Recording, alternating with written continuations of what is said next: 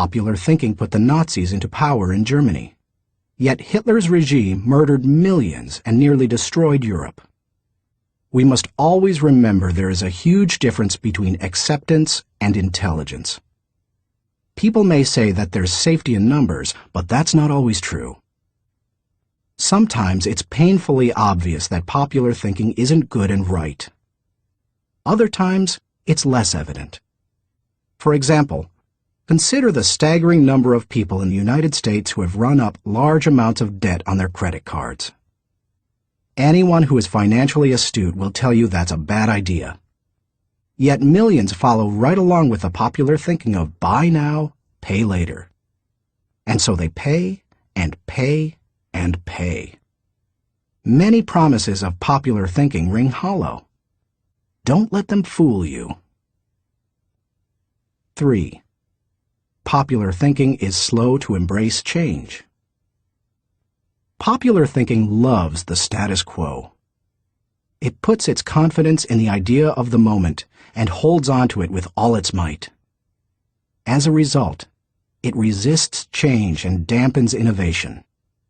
Donald M. Nelson, former president of the Society of Independent Motion Picture Producers, criticized popular thinking when he asserted, "We must discard the idea that past routine, past ways of doing things are probably the best ways.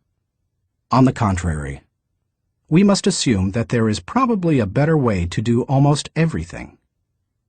We must stop assuming that a thing which never has been done before probably cannot be done at all." 4. Popular thinking brings only average results. The bottom line? Popular thinking brings mediocre results. Here is popular thinking in a nutshell. Popular equals normal equals average. It's the least of the best and the best of the least. We limit our success when we adopt popular thinking. It represents putting in the least energy to just get by. You must reject common thinking if you want to accomplish uncommon results. How to question the acceptance of popular thinking. Popular thinking has often proved to be wrong and limiting. Questioning it isn't necessarily hard once you cultivate the habit of doing so. The difficulty is in getting started. Begin by doing the following things. 1. Think before you follow. Many individuals follow others almost automatically. Sometimes they do so because they desire to take the path of least resistance. Other times they fear rejection, or they believe there's wisdom in doing what everyone else does. But if you want to succeed, you need to think about what's best, not what's popular. Challenging popular thinking requires a willingness to be unpopular and go outside of the norm. Following the tragedy of September 11, 2001, for example, few people willingly chose to travel by plane. But that was the best time to travel. Crowds were down, security was up, and airlines were cutting prices. About a month after the tragedy, my wife Margaret and I heard that Broadway shows had lots of seats and many New York hotel rooms remained empty. Popular thinking said, "Stay away from New York." We used that as an opportunity. We got cheap plane tickets to the city, booked a room in a great hotel for about half price, and got tickets to the most sought-after show, The Producers. As we took our seats in the theater, we sat next to a woman beside herself with excitement. "I can't believe I'm finally here," she said to us. "I've waited so long. This is the best show on Broadway, and the hardest to get tickets to." Then she turned to look me in the eye and said, "I've had my tickets for a year and a half waiting to see this show. How long ago did you get yours?" "You won't like my answer," I replied. "Oh, come on," she said. "How long?" "I got mine 5 days ago," I answered. She looked at us in horror. By the way, she was right. It's one of the best shows we've seen in a while. And we got to see it only because we were willing to go against popular thinking when everyone else was staying at home. As you begin to think against the grain of popular thinking, remind yourself that unpopular thinking, even when resulting in success, is largely underrated, unrecognized, and misunderstood.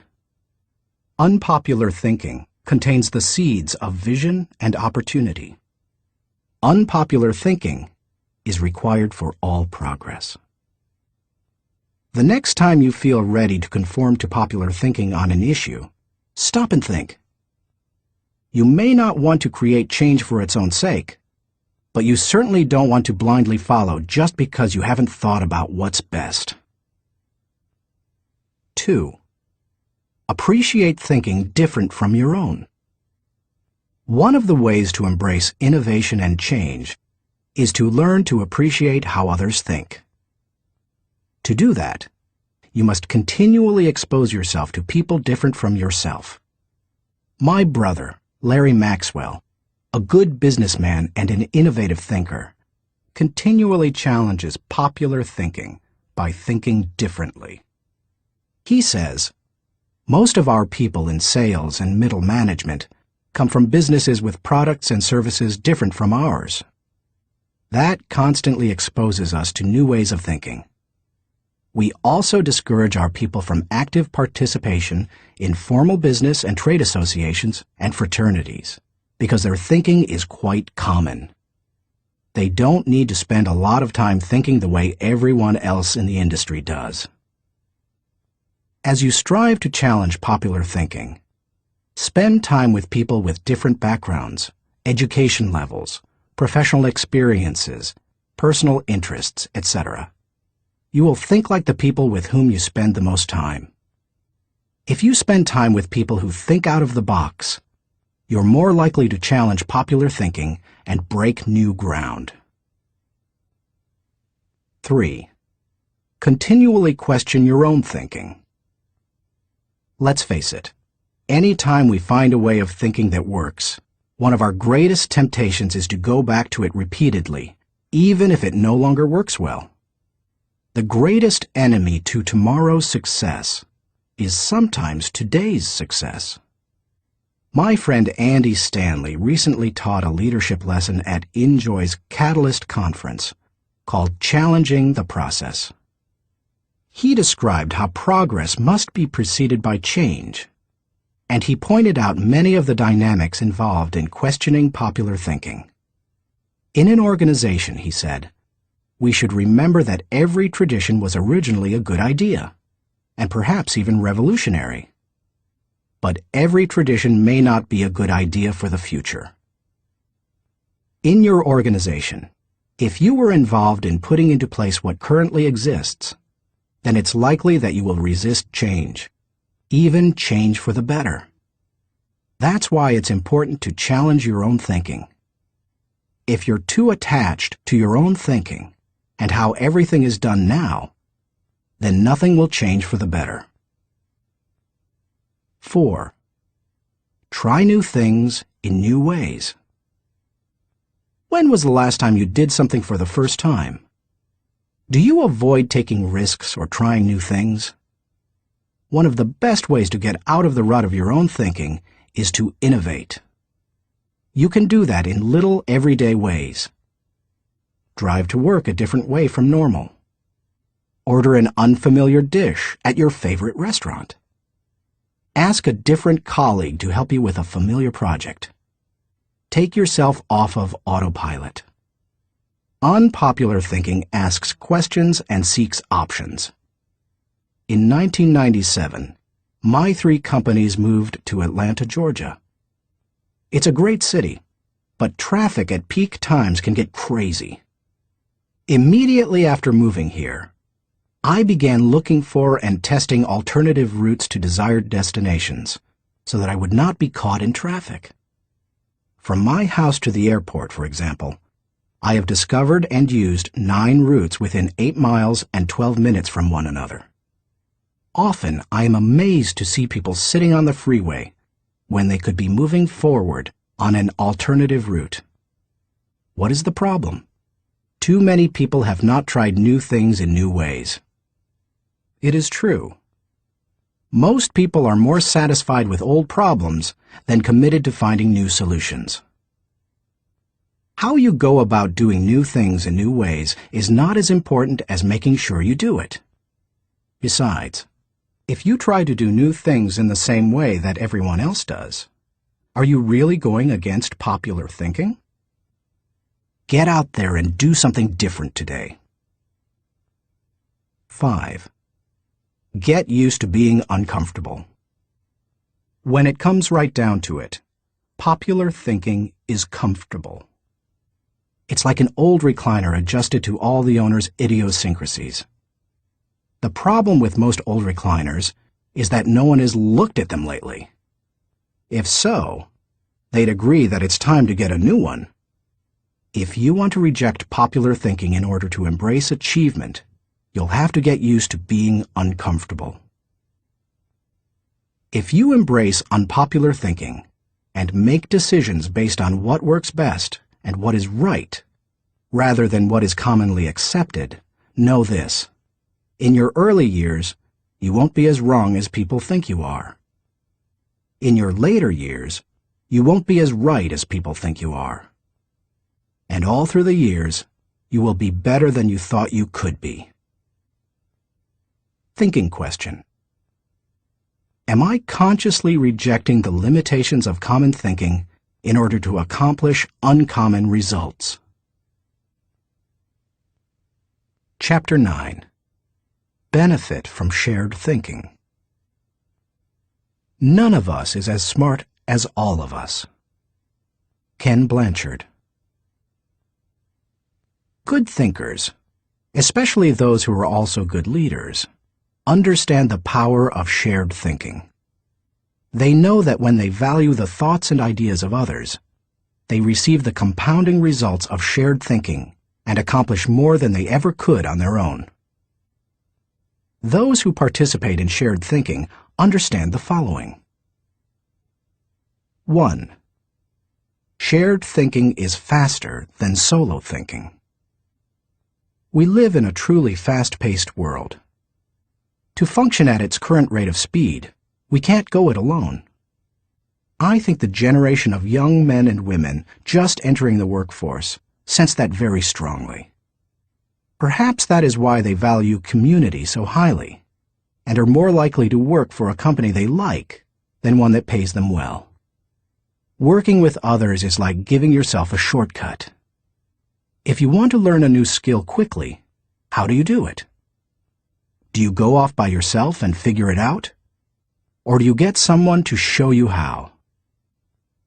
You can always learn more quickly from someone with experience, whether you're trying to learn how to use a new software package, develop your golf swing, or cook a new dish. 2. Shared thinking is more innovative than solo thinking. We tend to think of great thinkers and innovators as soloists. But the truth is that the greatest innovative thinking doesn't occur in a vacuum. Innovation results from collaboration. Albert Einstein once remarked, "Many times a day, I realize how much my own outer and inner life is built upon the labors of my fellow men, both living and dead, and how earnestly I must exert myself in order to give in return as much as I have received." Shared thinking leads to greater innovation, whether you look at the work of researchers Marie and Pierre Curie, surrealists Luis Buñuel and Salvador Dali, or songwriters John Lennon and Paul McCartney. If you combine your thoughts with the thoughts of others, you will come up with thoughts you've never had. 3. Shared thinking brings more maturity than solo thinking.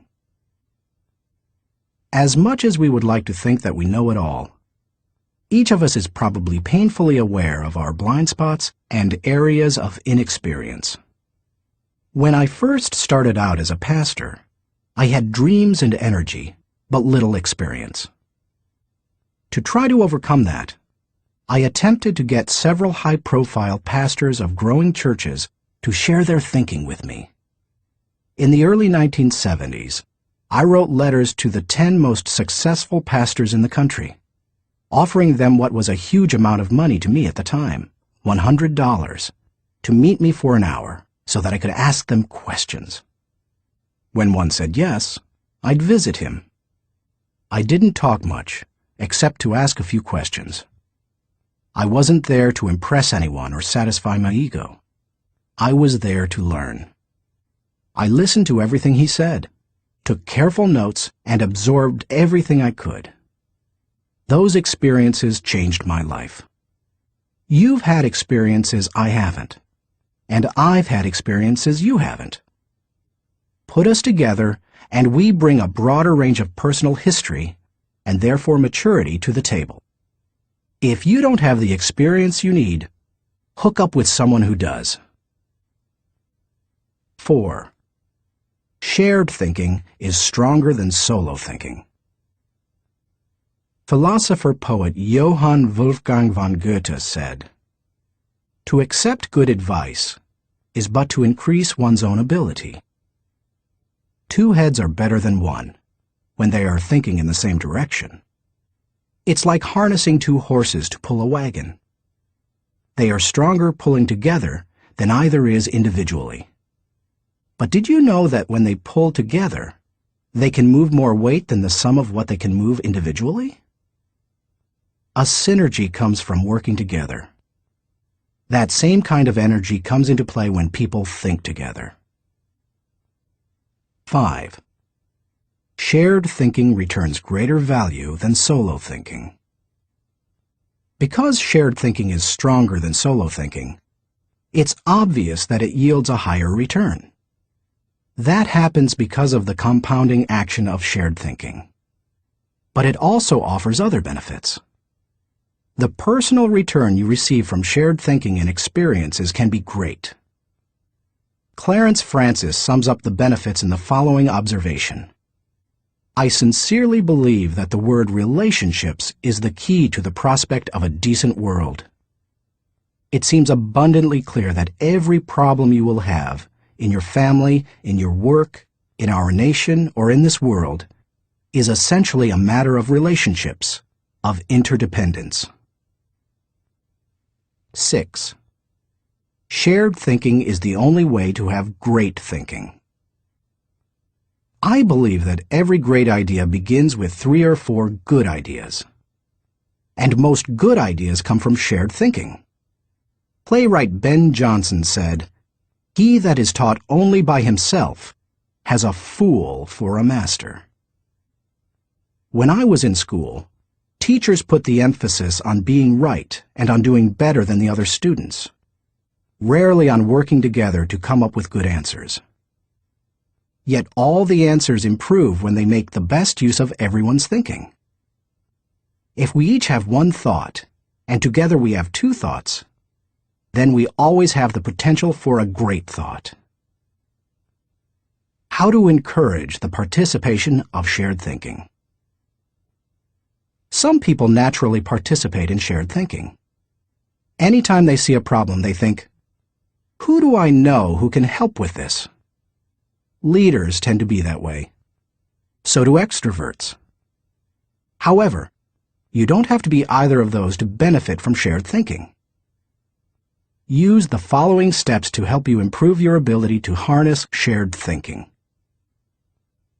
1. Value the ideas of others. First, believe that the ideas of other people have value. If you don't, your hands will be tied. How do you know if you truly want input from others? Ask yourself these questions. Am I emotionally secure? People who lack confidence and worry about their status, position, or power tend to reject the ideas of others, protect their turf, and keep people at bay. It takes a secure person to consider others' ideas. Years ago, an emotionally insecure person took a key position on my board of directors.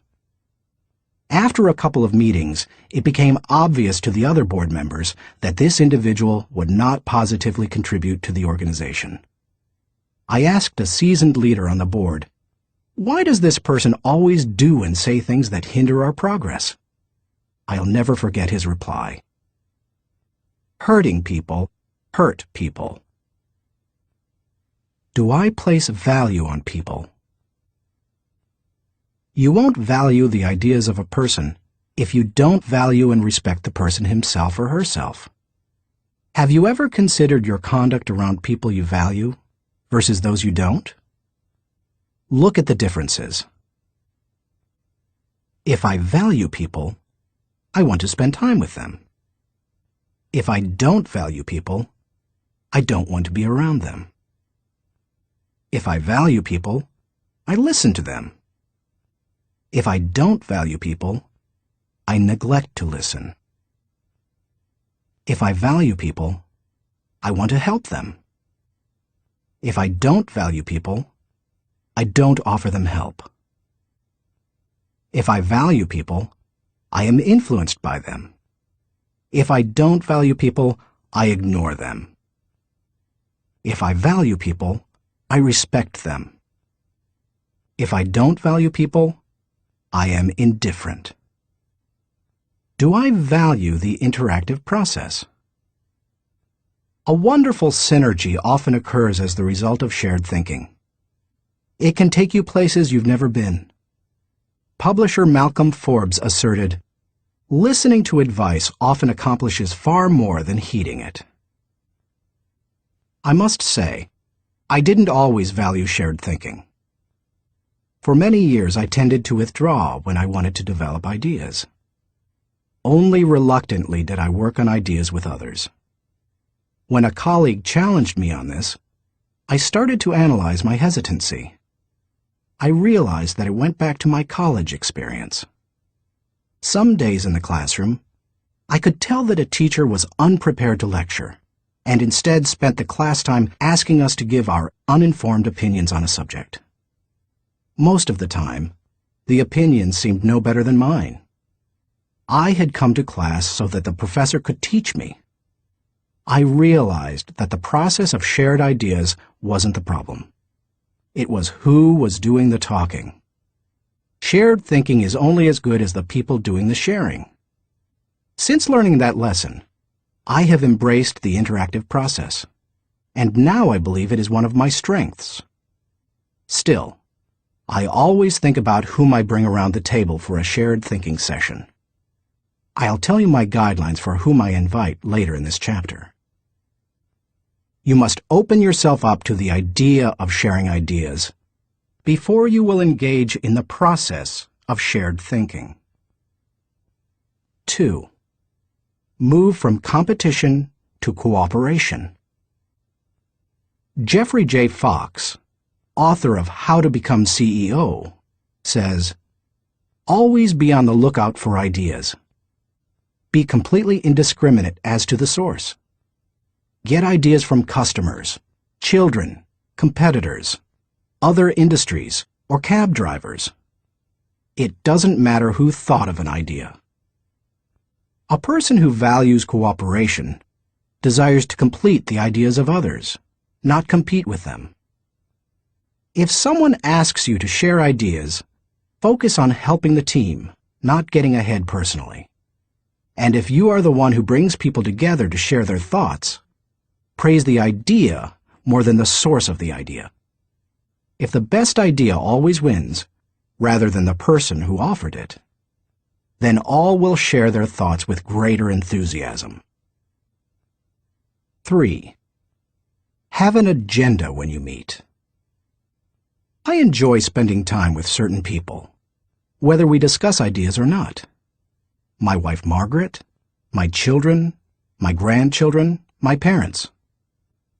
Though we often do discuss ideas, it doesn't bother me if we don't. We are family.